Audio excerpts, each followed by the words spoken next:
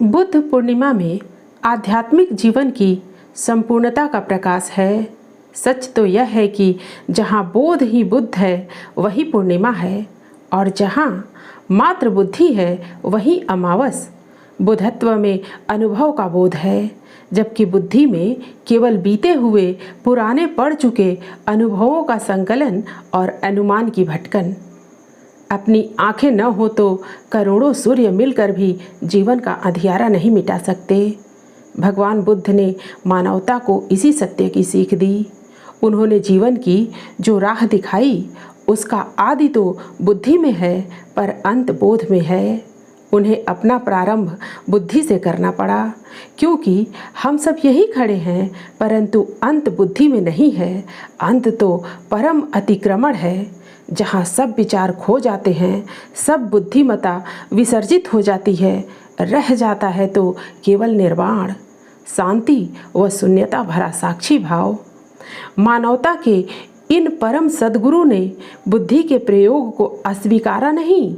उन्होंने कहा कि बुद्धि के प्रयोग करो, संदेह, तर्क, विश्लेषण, विवेचन एक एक कर सभी अथवा एक साथ सभी, पर इनकी गति अनुभव की ओर होनी चाहिए। अनुभव की ओर गति न हो सकी तो बुद्धि केवल अमावस बनकर रह जाएगी।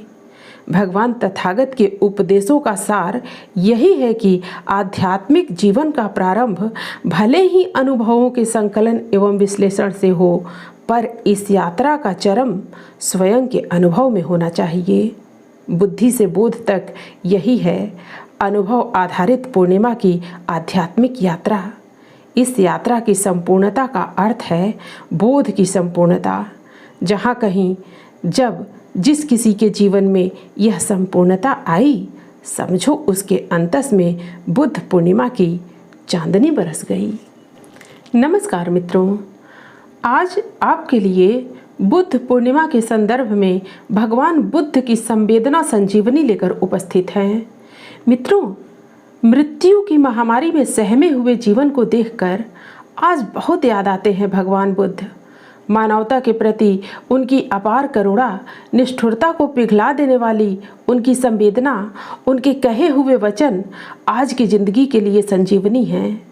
संवेदना संजीवनी इस दौर के इंसानी जीवन को इसी की तलाश है। कौन किससे कहे अपनी व्यथा।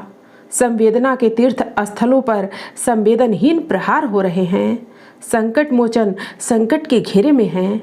लहू का लाल रंग छत बिछत जीवन की चीत्कारें सुनकर भी तो किसी का अंतर्मन व्यथित नहीं हो रहा।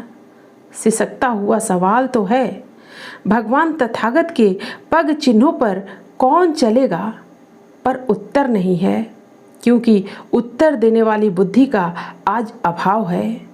भला कहाँ खोजें उस बुद्धि को जो कृष्ण की गीता के अनुसार स्थिर है, जिसकी आस्था कुटिलता पर नहीं करुणा पर है, जो चतुर चक्रव्यूह नहीं रचती बल्कि सामंजस्य के संवेदना के सर अंजाम जुटाती है, जिसका विश्वास कष्ट देने में नहीं बल्कि कष्ट मिटाने में है। आज तो वह बुद्धि भी नहीं जिसकी चर्चा योगर्षि पतंजलि ऋतंभरा के रूप में करते हैं, जो विवेक ख्याति बनकर जीवात्मा से अविद्या के मल को धोती है। आज तो केवल उस विनाशक बुद्धि के दर्शन हो रहे हैं, जो स्वार्थ का काल पास लिए, अहंता का मदिरापान किए औरों के जीवन पर घातक प्रहार कर रही है। उसे तो यह भी चेत नहीं है कि दोषी कौन है और निर्दोष कौन। उसके द्वारा विनाशक धमाकों से जिनके प्राण जा रहे हैं, भला भी कौन है? बुद्ध ने आज से 2500 साल पहले इस व्यवस्था को भांपते हुए कहा कि यदि बुद्धि को शुद्ध न किया गया तो परिणाम भयावह होंगे। उन्होंने चिताया था कि बुद्धि के दो ही रूप संभव हैं, एक कुटिल और दो करुण।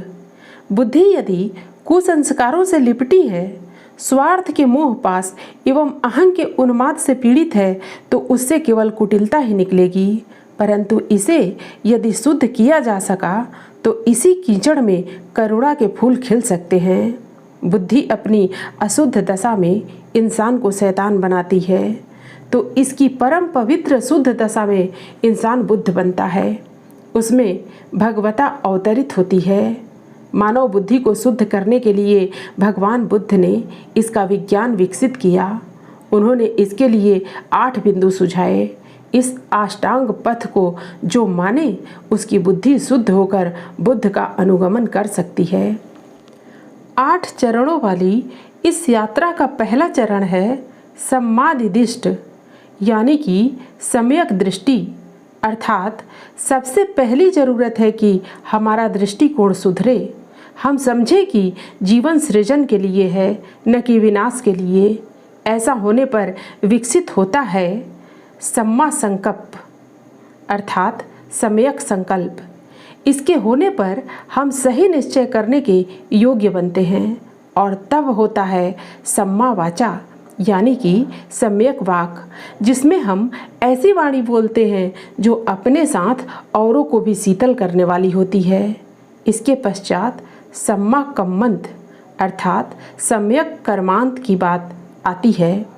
जो इस अवस्था में पहुँचते हैं वे सभी दुष्कर्मों से मुक्त हो जाते हैं और उनके लिए सम्मा आजीव, यानी कि सम्यक आजीविका का पालन करना सहज होता है। इसके बाद 6वां चरण है सम्मा व्यायाम, यानी कि सम्यक व्यायाम की भाव दशा विकसित होती है।